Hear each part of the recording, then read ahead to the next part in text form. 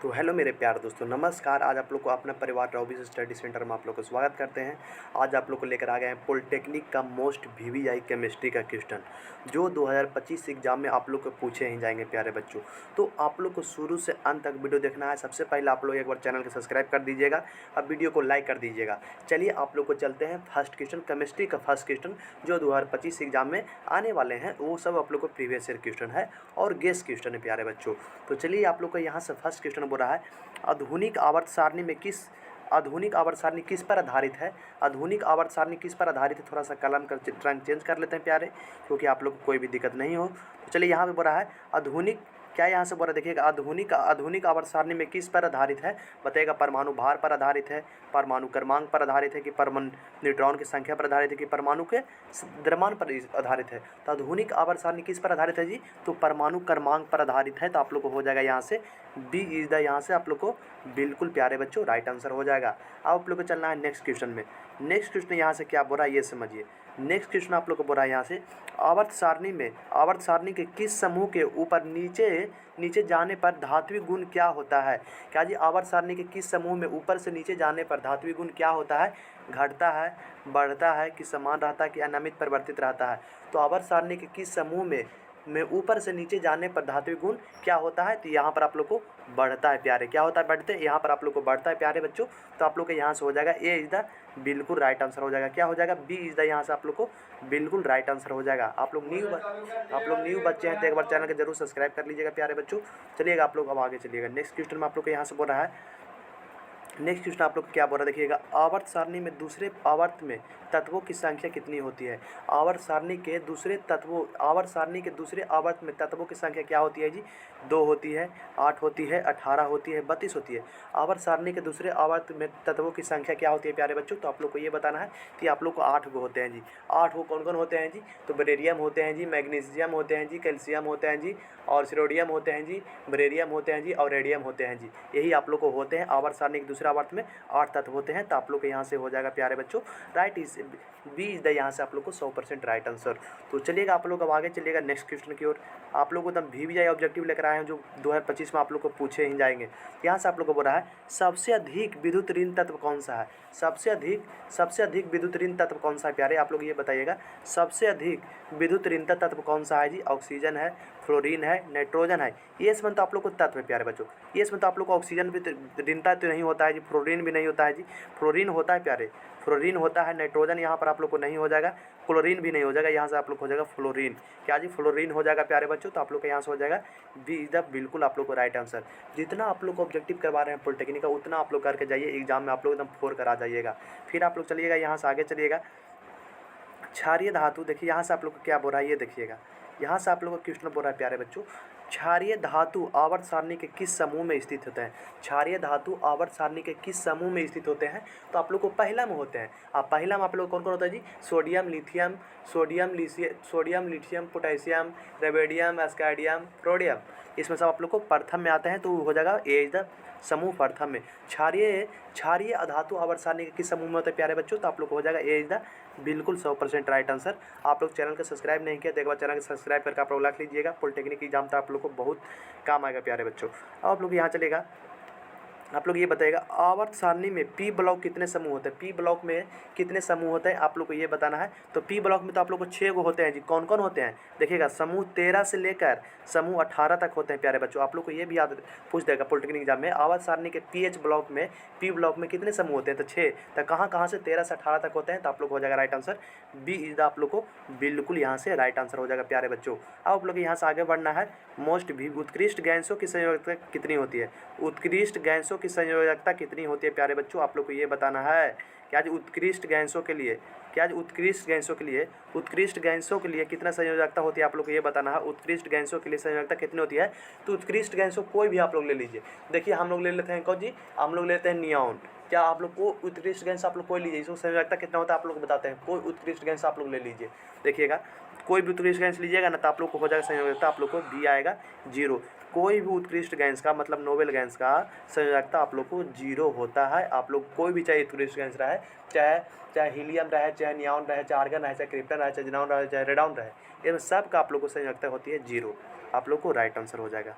आप लोग यहाँ चलना है संक्रमण तत्व आवर्त सारणी में संक्रमण तत्व आवर्त सारणी के किस ब्लॉक में पाए जाते हैं। संक्रमण तत्व आवर्त सारणी के किस ब्लॉक में पाए जाते हैं।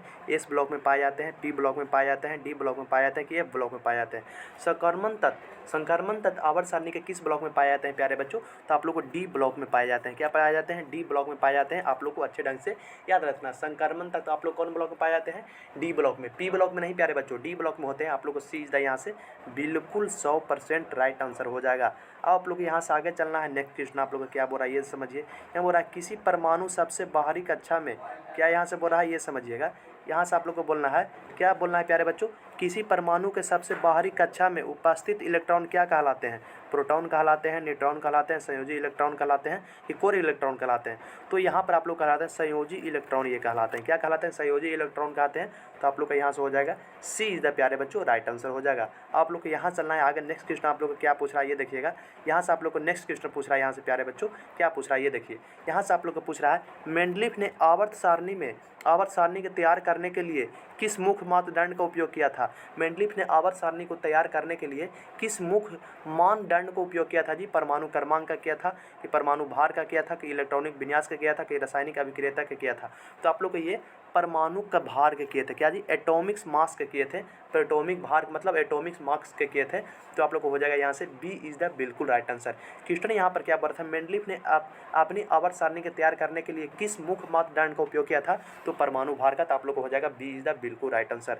आप लोग को यहाँ से आगे चलना है। परमाणु के नाभिक में कौन कौन मौजूद रहता है। देखिए इतना हल्का क्वेश्चन आ गया है। परमाणु के नाभिक में कौन सा कण मौजूद होते हैं प्यारे बच्चों, आप लोग ये बताना है। परमाणु के नाभिक में कौन सा कण मौजूद होते हैं जी। इलेक्ट्रॉन और प्रोटॉन होते हैं, प्रोटॉन और न्यूट्रॉन होते हैं, इलेक्ट्रॉन और न्यूट्रॉन होते हैं, कि इलेक्ट्रॉन और प्रोटॉन और न्यूट्रॉन दोनों रहते हैं। देखिएगा परमाणु, मान लीजिए ये परमाणु है जी, तो परमाणु के नाभिक के अंदर रहते हैं प्रोटॉन और न्यूट्रॉन रहते हैं। क्या, प्रोटॉन और न्यूट्रॉन रहते हैं। इलेक्ट्रॉन चारों ओर चक्कर लगाते हैं। क्या, इलेक्ट्रॉन चारों ओर चक्कर लगाते हैं। तो यहाँ से क्या पूछ रहा है, परमाणु के नाभिक में कौन सा कण मौजूद रहते हैं, तो क्या, प्रोटॉन और न्यूट्रॉन। तो आप लोग को यहाँ से राइट आंसर हो जाएगा बी इज द बिल्कुल राइट आंसर जी। इलेक्ट्रॉन तो इसको पास चारों चक्कर लगाते हैं, तो इलेक्ट्रॉन वाला तो सबसे पहले गलत हो जाएगा, प्रोटॉन और न्यूट्रॉन हो जाएंगे। बी इज द यहाँ से आप लोग को 100% राइट आंसर हो जाएगा। फिर आप लोग को यहाँ से आगे चलना है। न्यूट्रॉन का खोज किसने किया। देखिए इतना हल्का क्वेश्चन। न्यूट्रॉन की खोज किसने की थी, जे थॉमसन ने किया था, नहीं जी। और अर्नेस्ट रदरफोर्ड ने किया था, जेम्स चैडविक ने किया था, जॉन डाल्टन ने किया था। तो आप लोग को न्यूट्रॉन का इलेक्ट्रॉन का खोज आप लोग जे थॉमसन ने किया था। बिल्कुल आप लोग ये सही है।